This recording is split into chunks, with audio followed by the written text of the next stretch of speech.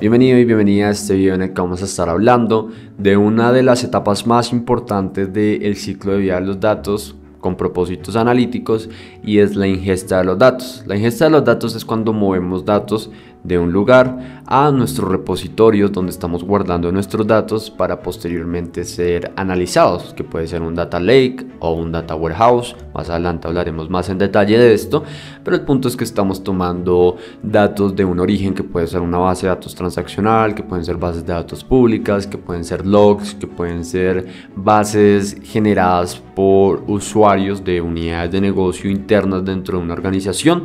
El punto es que estamos haciendo un movimiento de datos para poder consolidar la información necesaria para llevar a cabo un proceso analítico. Lo que haremos en este video primero será hacer una pequeña introducción a lo que es una ingesta de datos, cómo se ubica dentro de todo el flujo del dato.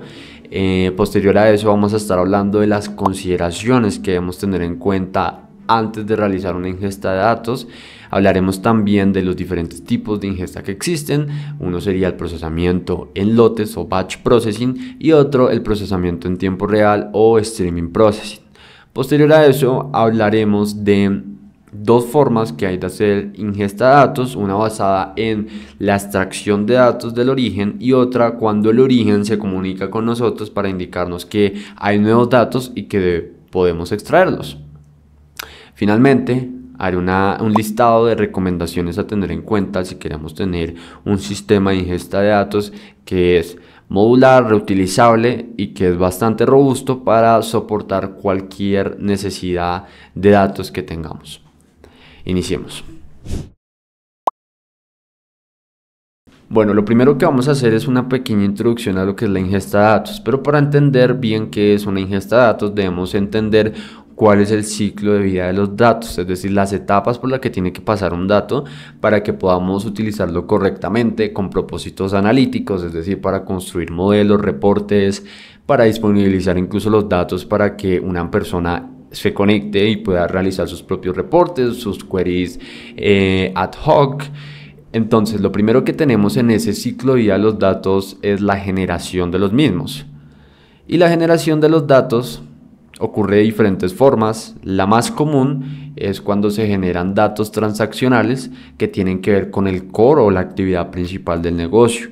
Y estos datos transaccionales normalmente lo generan esas interacciones que tienen los usuarios de la organización con las aplicaciones, con los servicios que ofrece la misma. Un ejemplo que te puedo dar es una organización que vende productos y que vende productos a través de un portal web y también lo hace a través de una aplicación móvil.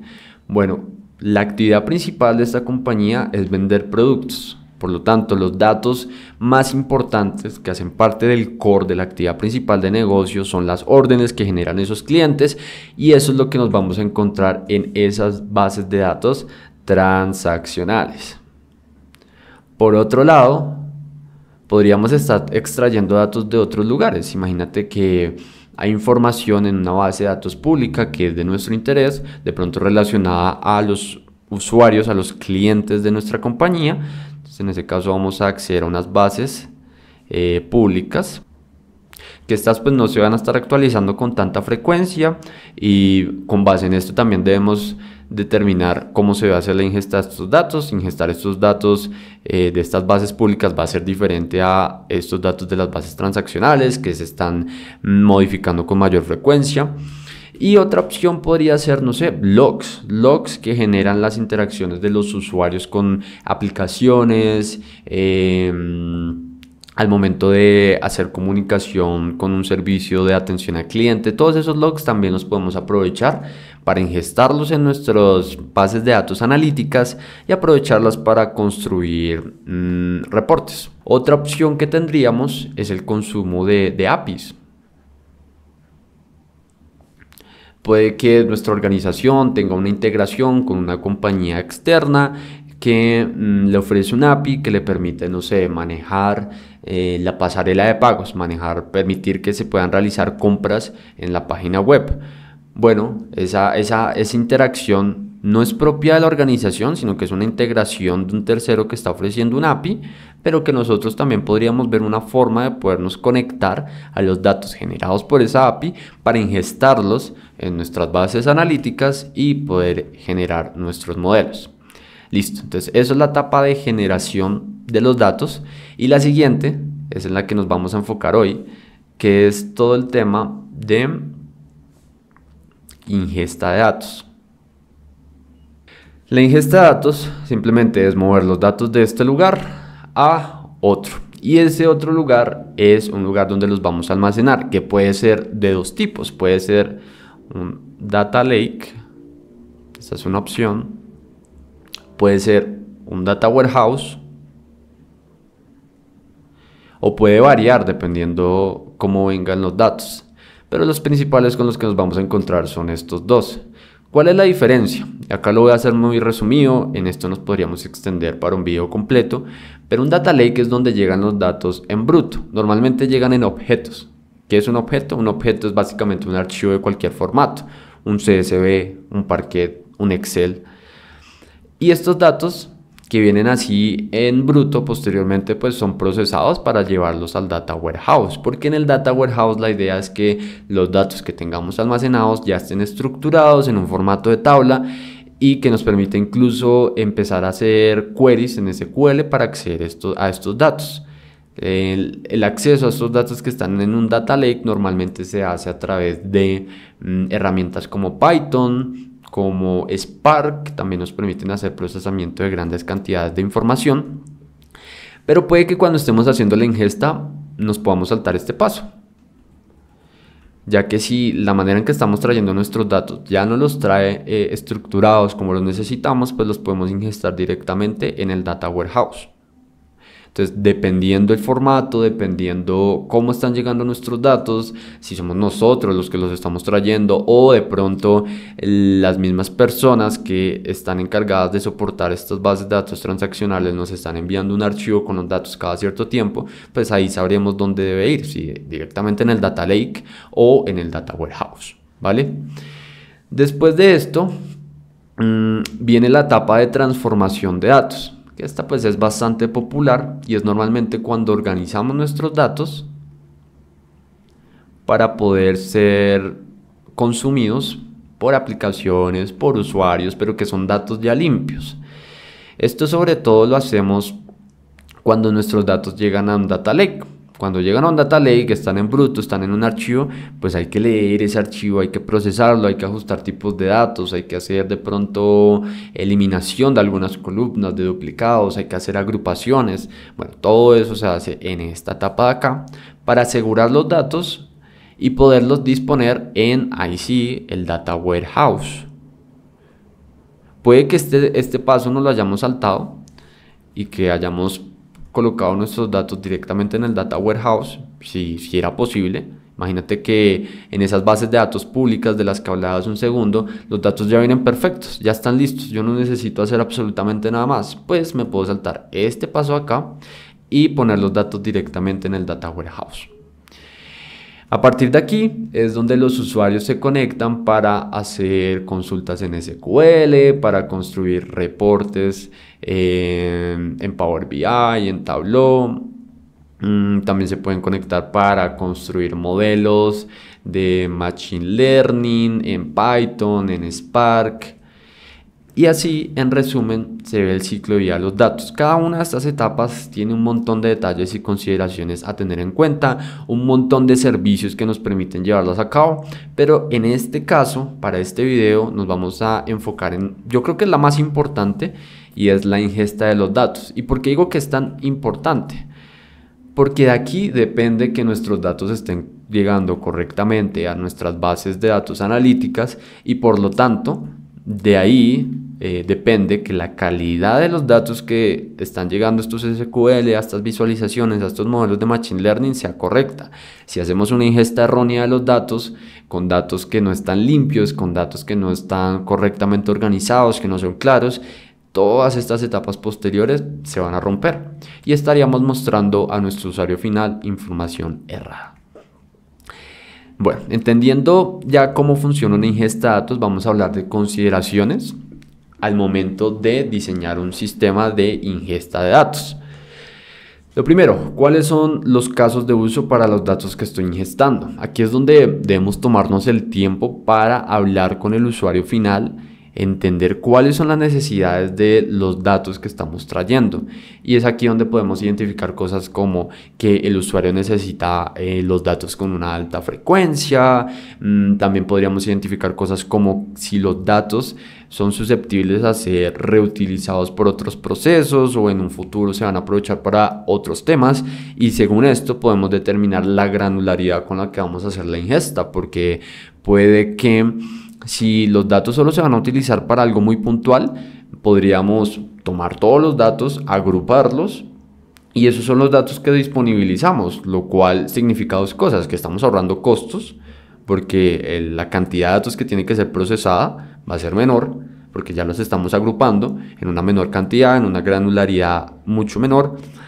Y lo otro es, estamos también eficientando tiempos, ya que el tiempo que toma hacer consultas a estos datos ya agrupados pues va a ser menor. Pero puede que nuestros datos vayan a ser reutilizados por varias personas, por varios procesos. Bueno, en ese caso de pronto es mejor manejar una granularidad donde tengo una mayor cantidad de datos, no están muy agrupados, cosa que para cada proceso se puedan agrupar de la manera en que se necesiten.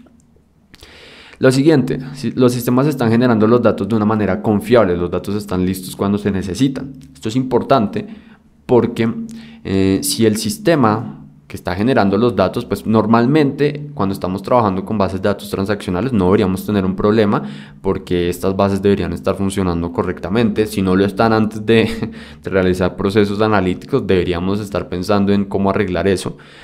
Pero lo importante es en casos como, no sé, bases de datos públicas o bases de datos que nos disponen unos usuarios en algún repositorio. Bueno, para ese caso sí hay que tener mucho cuidado con la disponibilidad de los datos.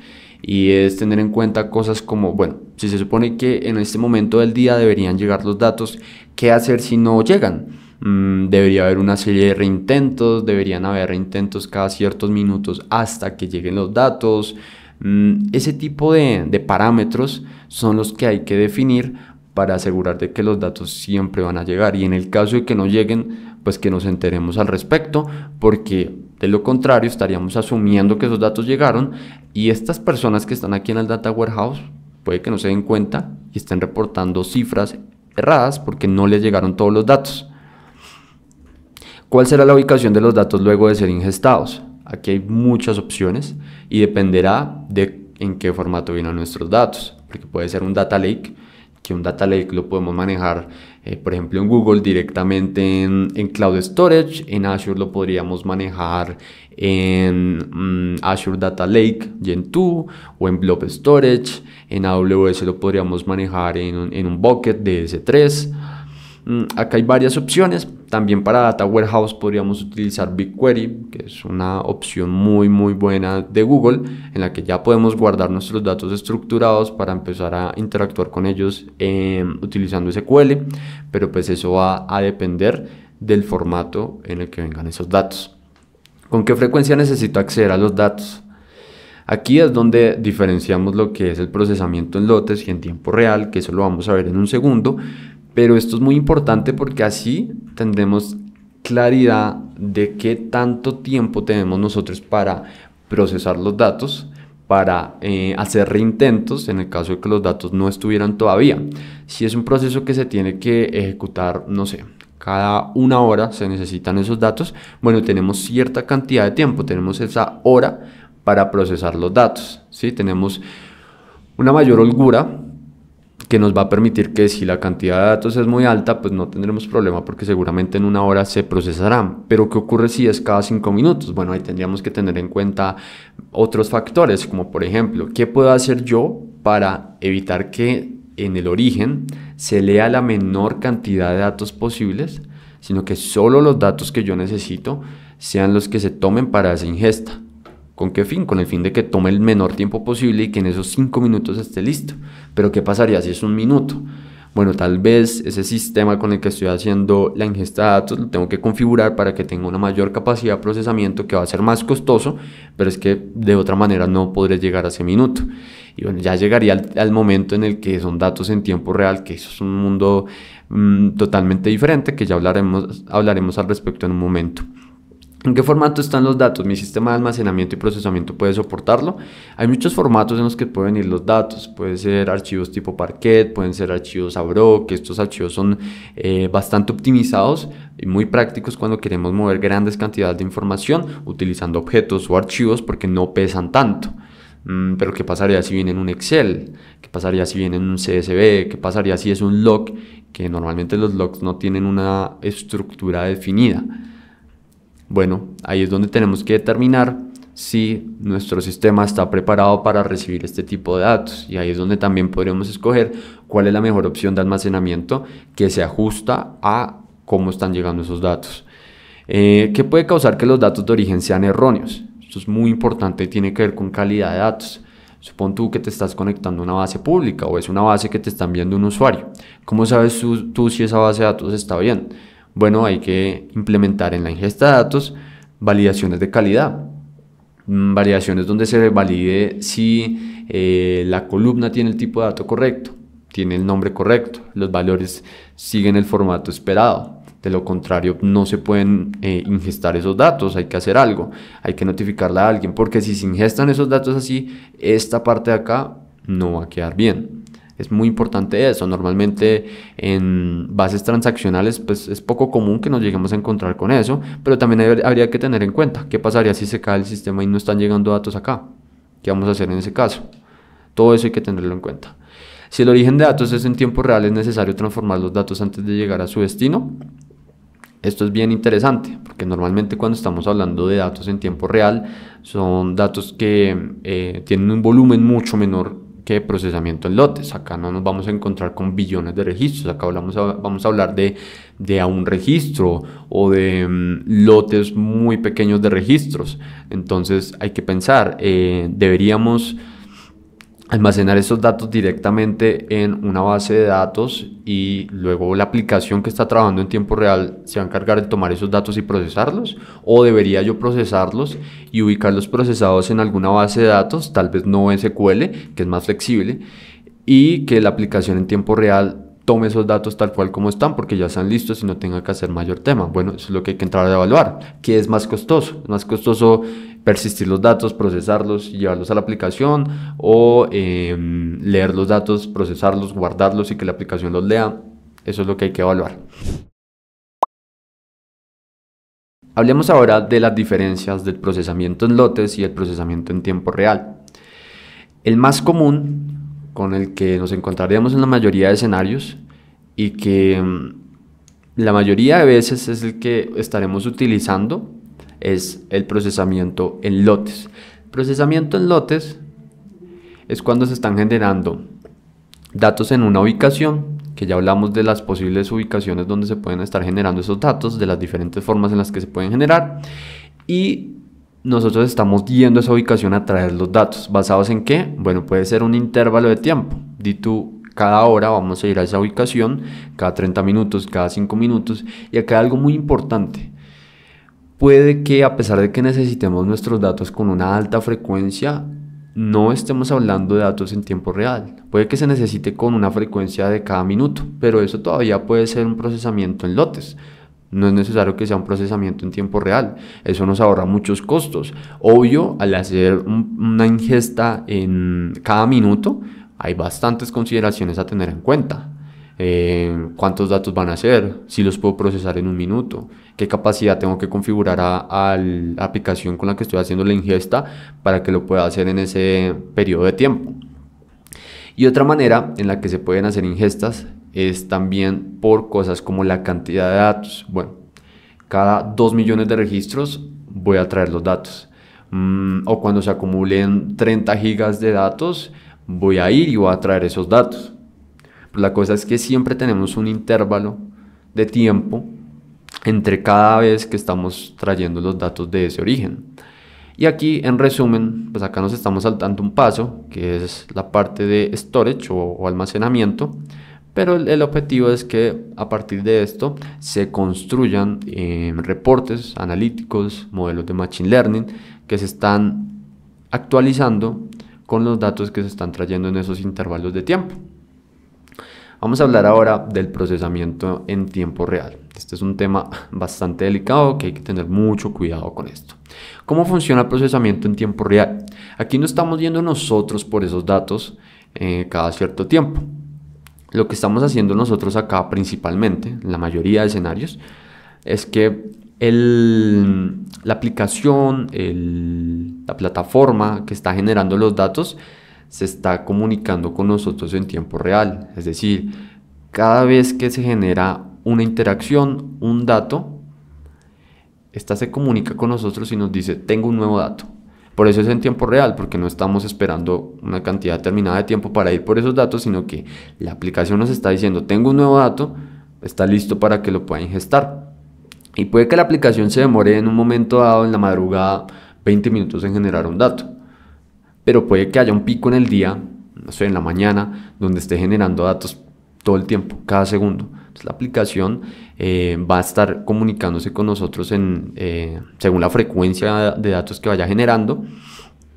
Y normalmente esa comunicación ocurre en servicios como Apache Kafka, Google PubSub, donde lo que ocurre es que la aplicación envía un mensaje, como una notificación, tengo un nuevo dato. Y allí llega el dato, que como decíamos hace unos instantes, ese dato puede ser un registro únicamente, o puede ser un lote muy pequeño de registros, ponle tú 10, 20 registros, porque esa es la idea, que sea en tiempo real, que lleguen los datos rápido, y por lo tanto no puede ser una gran cantidad, porque si fuera una gran cantidad se va a demorar demasiado en procesar, y pues ese aplicativo que está tratando de generar datos en tiempo real, pues va a tomar demasiado tiempo. Entonces la idea es que sean pocos datos.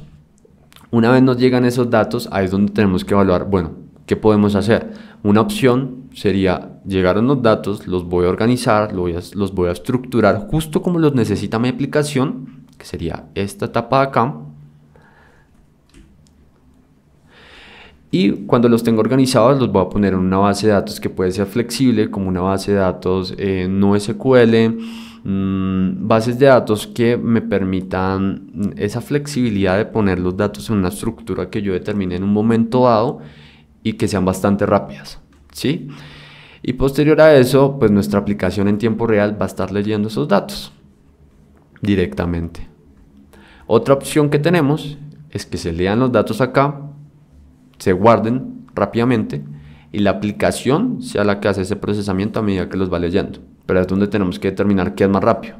Puede que nuestra aplicación tenga la opción de leer datos en tiempo real, pero no sea tan rápida como hacer nosotros ese pequeño procesamiento y disponibilizarle los datos a la aplicación ya listos. Importante mensaje, solo se debe usar procesamiento en tiempo real después de identificar un caso de uso que lo justifique respecto al procesamiento en batch. Y era lo que mencionaba, muchas veces pensamos que tenemos que hacer procesamiento en tiempo real porque nos están pidiendo que lo hagamos cada minuto o en intervalos de tiempo bastante pequeños, pero puede que no sea necesario y podamos hacer un procesamiento batch muy bien estructurado, eso sí, porque tendremos poco tiempo con el que jugar, pero podemos manejarlo así. Una opción podría ser, por ejemplo, tenemos nuestro origen de datos y en lugar de leer todos los datos cada vez que vamos a hacer la ingesta, podemos traer el delta. El delta son los datos nuevos únicamente, que los podríamos identificar por alguna columna donde esté la fecha y la hora, que me permita identificar cuáles son los datos nuevos. Entonces la cantidad de datos que estoy leyendo es mucho menor, los otros datos yo ya los tengo guardados y como es así, pues estoy evitando tener que leer tantos datos que me van a tomar mucho más tiempo. Consideraciones del batch y streaming processing o procesamiento de lotes y tiempo real. ¿Pueden los sistemas de datos posteriores manejar la velocidad de flujo de datos en el caso de procesamiento en tiempo real? Muy importante, sobre todo en este caso. Y es dónde voy a guardar yo los datos.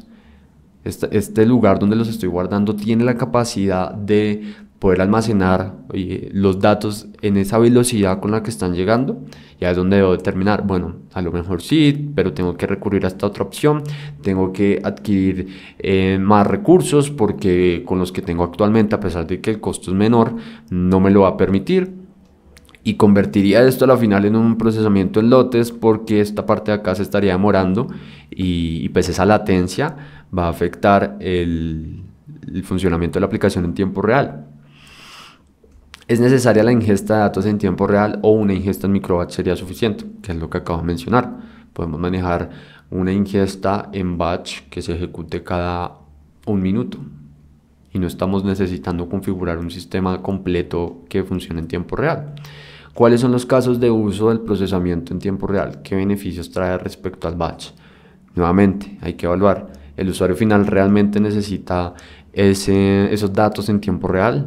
Si estamos hablando de una empresa logística que tiene a sus transportadores utilizando un GPS que la misma empresa desarrolló y esos datos están llegando con un procesamiento que tenemos nosotros en tiempo real, bueno, sí es súper importante que sea un proceso en tiempo real, porque de lo contrario pues puede afectar el correcto trabajo de estos transportadores. Pero en el caso de que, no sé, es un reporte con el que sí se están tomando decisiones en tiempo real de cómo organizar los procesos de la empresa, pero puede ser que las personas no estén segundo a segundo viendo eso, estén viéndolo cada 5 minutos, entonces pues no hay la necesidad de manejar el procesamiento en tiempo real. ¿Cuáles son las diferencias en costos entre el procesamiento en batch y en tiempo real? Ahí es donde tenemos que mirar cosas como, bueno, si es en tiempo real, necesito que esta base de datos tenga una capacidad de procesamiento mucho más alta. En batch processing, si es cada una hora, pues tengo la posibilidad de jugar con la capacidad la capacidad de procesamiento del servicio que estoy utilizando para hacer la ingesta, que puede ser mucho menor, porque no me importa si se demora 10, 15 minutos. ¿Cuáles son las herramientas más apropiadas para este caso de uso? Y aquí es donde deberíamos tener en cuenta servicios como los que ya he mencionado. Bueno, si los datos están llegando en un archivo, de pronto los voy a almacenar en Cloud Storage, y a partir de Cloud Storage inmediatamente o después de cada cierto tiempo voy a hacer el movimiento a una base de datos en BigQuery, donde las personas podrán empezar a hacer consultas. Estoy obteniendo los datos directamente de un sistema de datos de producción. ¿Qué impacto trae esto? Es muy importante porque es poco común que nos conectemos a datos de producción, es decir, a las bases de datos donde se están almacenando esa información. Normalmente lo que se haría es cada cierto tiempo traer los datos en un archivo tipo Parquet, tipo Avro. Se puede configurar algo que se llama un CDC,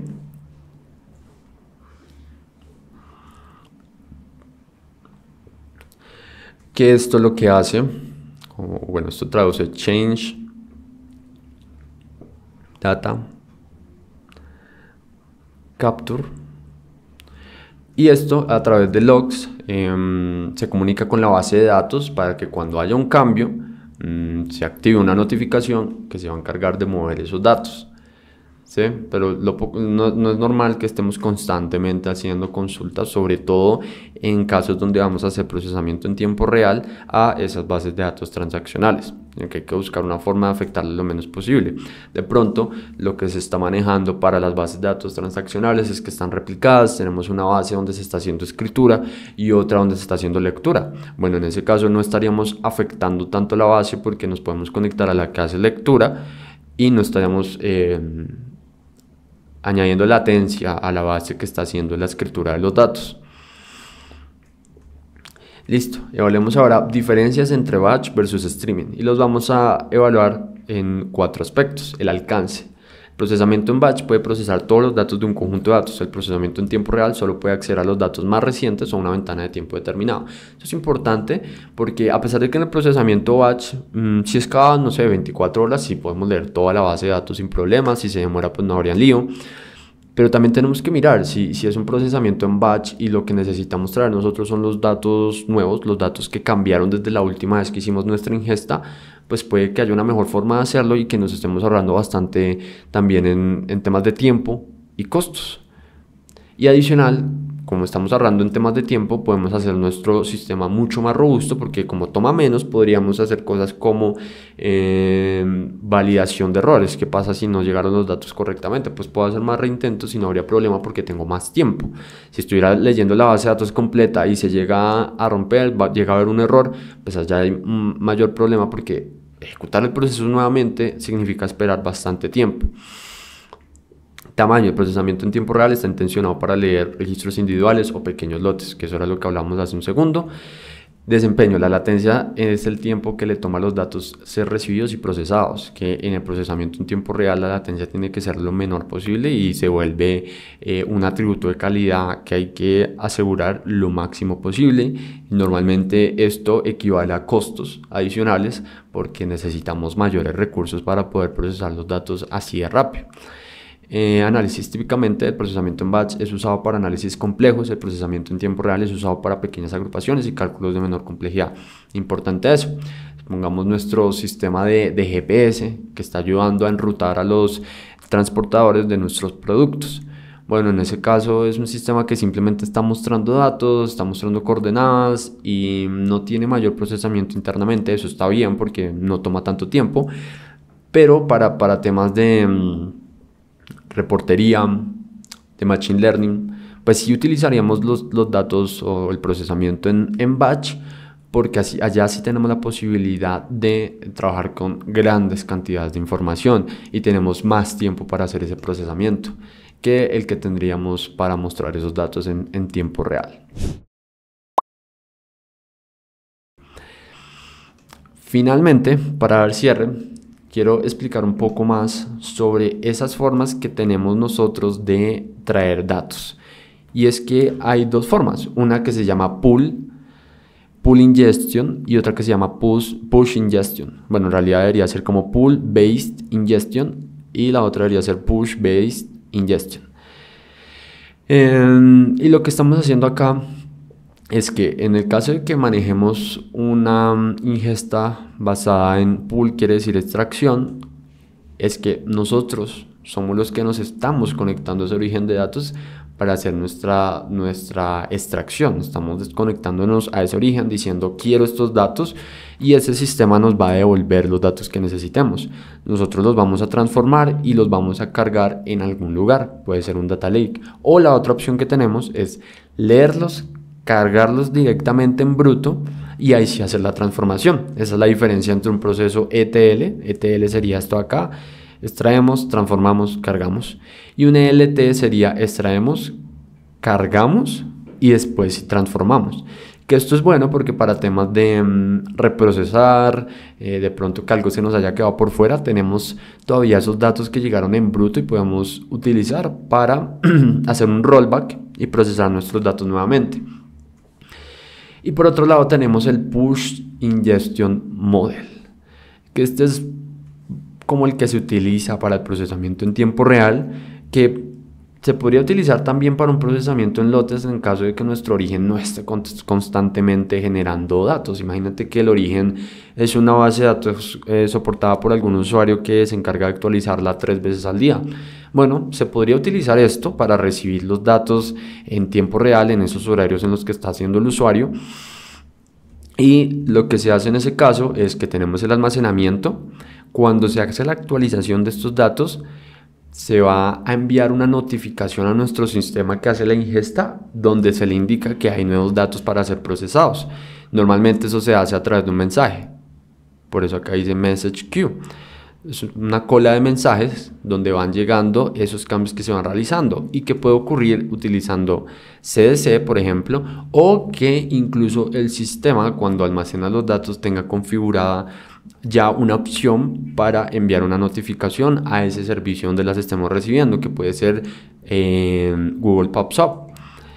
Una vez haya recibido esa notificación va a activar un procesamiento, ¿sí? Que puede ser un query que se encargue de mover los datos que llegaron en ese mensaje, que el mensaje incluso puede ser solo una notificación, pero los datos realmente llegaron a un bucket de Cloud Storage.